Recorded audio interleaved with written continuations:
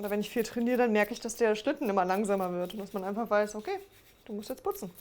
Jeder EPSC-Schütze wird in sogenannte Divisions eingeteilt, bestimmt danach, mit welcher Waffe geschossen wird. Samantha und Horst schießen in der sogenannten Open.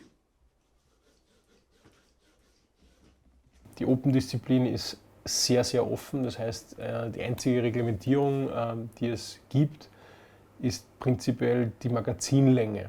Ja, die Magazinlänge ist definiert mit 170 mm und wie viel Schuss da reingehen, ist dann je nachdem, wie das Ganze aufgebaut ist. Sonst, was man da sehr gut erkennen kann, was eher untypisch ist für andere Waffen, ist, man hat einen Kompensator, ja, wo die Gase praktisch nach oben umgelenkt werden, damit die Waffe möglichst flach schießt.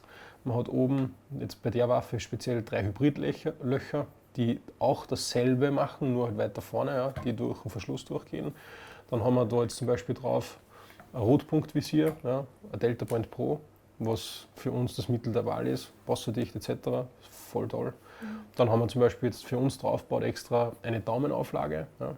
Das heißt praktisch, wo von der Supporthand, also von der Unterstützungshand, auch der Daumen raufkommt, damit ich einfach die Waffe im Schuss besser kontrollieren kann und dadurch einfach einen schnelleren zweiten Schuss auf die Scheibe bringen.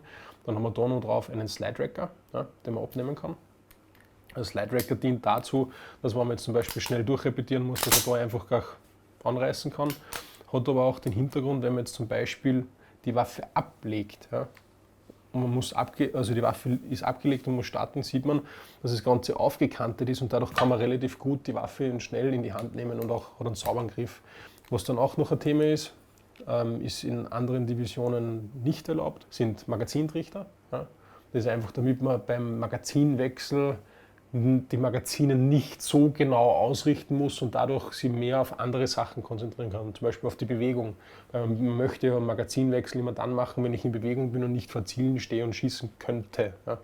Und das hilft dann zum Beispiel sehr. Man sieht auch, der ist schon dementsprechend ein bisschen zerkratzt und gebraucht, aber für das ist das Ding da und das funktioniert ganz gut.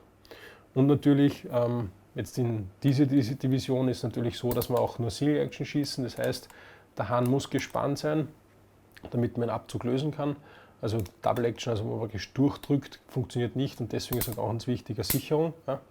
Und was dann zum Beispiel bei der Samantha Thema war, ja, sie hat sich öfter im Verschluss gebremst und deswegen gibt es so Shielded Safeties, also so mit so einem Daumenabweiser-Schild, ja, dass man mit dem Daumen gar keinen Druck auf den Verschluss ausüben kann, den somit bremsen kann.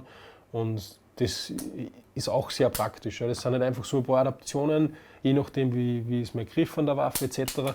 Und so macht man das, dass das dann für einen einfach selbst funktioniert und am besten hinhaut. Es geht immer um Präzision und Geschwindigkeit eigentlich. Und man schaut dann immer, wie man die Waffe für sich persönlich am besten hinbiegt und am besten tunen kann, dass man einfach das Maximum rausholen kann.